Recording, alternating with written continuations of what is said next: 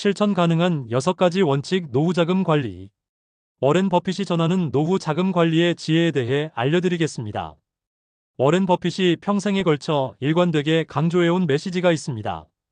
바로 절제된 삶과 꾸준한 투자입니다. 그는 단순히 많은 돈을 번 사람이 아니라 시간과 습관의 힘으로 부를 안정적으로 키워온 대표적인 인물입니다.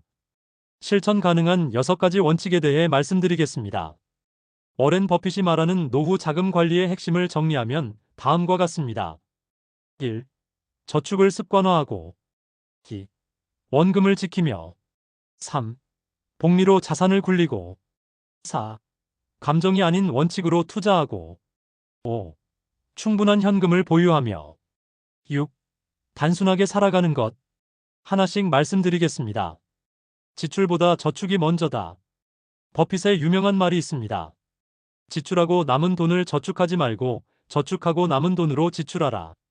대부분 사람들은 수입에서 지출을 하고 남은 돈을 모으려 하지만 이런 방식으로는 은퇴 후 안정적인 삶을 기대하기 어렵습니다. 급여를 받자마자 일정 금액을 저축이나 투자로 먼저 분리해 두는 것. 이것이 바로 부자들의 방식입니다. 어떤 소득 수준에서든 적용할 수 있는 방법이죠. 특히 50대, 60대는 수입이 줄어들기 시작하고 의료비와 생활비 부담이 커지는 시기이므로 지출보다 소득 관리를 우선하는 습관이 더욱 중요해집니다. 실제로 버핏은 젊은 시절부터 수입의 25% 이상을 꾸준히 저축해왔습니다. 그는 내가 쓸 수 있는 돈은 저축하고 남은 돈뿐이라는 마음가짐으로 살았죠. 이런 습관이 있었기에 투자 기회가 왔을 때 망설임 없이 움직일 수 있었고 경제 위기 상황에서도 흔들리지 않는 여유를 가질 수 있었습니다. 절대 돈을 잃지 마라. 버핏의 가장 유명한 투자 원칙입니다. 노후 자산은 공격적으로 불려야 할 돈이 아니라 절대 잃어서는 안 되는 생존 자산입니다. 따라서 수익률보다는 안정성이, 리스크보다는 예측 가능성이 더 중요한 기준이 됩니다. 이해하지 못하는 투자 상품은 피하고 고위험 고수익보다는 배당주나 ETF, 채권 중심의 안정적 자산에 집중하는 것이 현명합니다. 버핏은 위험한 것은 투자 자체가 아니라 자신이 무엇을 하고 있는지 모르는 것이라고 말했습니다. 그래서 그는 항상 자신이 완전히 이해할 수 있는 사업에만 투자했죠. 코카콜라, 아메리칸 익스프레스, 애플 같은 기업들은 모두 일반인도 쉽게 이해할 수 있는 명확한 비즈니스 모델을 가지고 있습니다. 복리의 마법을 믿어라. 복리는 세상에서 가장 강력한 힘이다. 버핏은 11살에 첫 주식을 샀지만 본격적으로 자산이 불어난 것은 50대 이후부터였습니다. 시간이 곧 자산이라는 것을 보여주는 대표적 사례죠. 지금부터라도 매달 일정 금액을 꾸준히 적립하고 복리로 굴릴 수 있다면 늦지 않았습니다.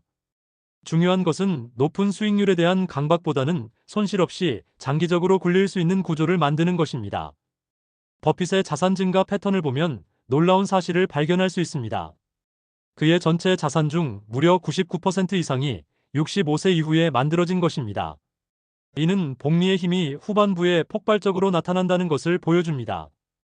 예를 들어 매월 100만 원씩 연 5%의 수익률로 20년간 투자한다면 원금은 2억 4천만 원이지만 복리 효과로 실제 자산은 4억 1천만 원에 가까워집니다. 처음 10년간은 느리게 증가하다가 후반 10년에서 급격히 불어나는 것을 볼 수 있죠. 복리 효과를 극대화하려면 중간에 인출하지 않는 것이 핵심입니다. 버핏이 수십 년간 같은 주식을 보유하고 있는 이유도 여기에 있습니다. 그는 우리가 가장 좋아하는 보유 기간은 영원이라고 말할 정도로 장기 보유를 중시합니다. 감정이 아닌 원칙으로 투자하라. 노후 자산을 지키려면 감정이 아닌 원칙에 기반한 투자가 필요합니다. 공포에 팔고 탐욕에 사는 것은 가장 위험한 투자 방식입니다. 버핏은 늘 자신만의 투자 원칙을 세우고 지키는 것이 중요하다고 말합니다. 투자 자산을 분산하고 정기적으로 점검하며 하락장에서도 쉽게 팔지 않는 구조를 만드는 것이 시장에 흔들리지 않고 장기적으로 자산을 유지하는 핵심 전략입니다. 버핏의 유명한 조언 중 하나는 다른 사람들이 탐욕스러울 때 두려워하고 다른 사람들이 두려워할 때 탐욕스러워하라입니다. 이는 감정적 투자의 위험성을 경고하는 말이죠. 2008년 금융위기 때를 생각해 보세요.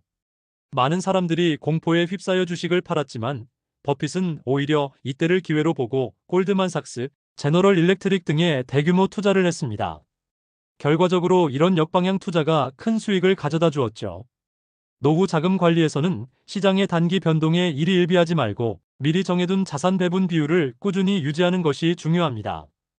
예를 들어 주식 60%, 채권 40%로 정했다면 시장 상황에 관계없이 이 비율을 유지하도록 주기적으로 리밸런싱하는 것이 필요합니다.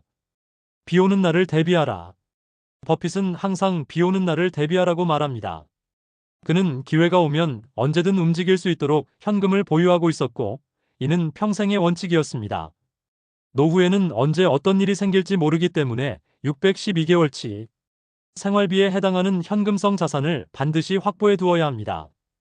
의료비, 가족 돌봄, 긴급 상황에 대비할 수 있어야 하고, 이 현금은 심리적으로도 큰 안정감을 줍니다. 단순하게 살자. 버핏이 늘 강조하는 마지막 원칙입니다.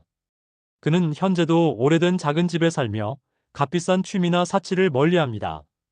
그가 진정한 자유라고 여기는 것은 물질의 풍요가 아니라 마음의 여유와 경제적 안정입니다. 노후 생활은 소박하지만 안정된 소비 패턴 속에서 작은 행복을 누릴 수 있어야 합니다. 버핏은 1958년에 31,500달러에 산 집에서 지금까지 살고 있습니다. 그의 순자산이 1,000억 달러가 넘는다는 점을 고려하면 정말 놀라운 일이죠. 그는 집은 투자가 아니라 소비라고 말하며 집에 과도하게 투자하는 것을 경계합니다. 들어주셔서 감사합니다.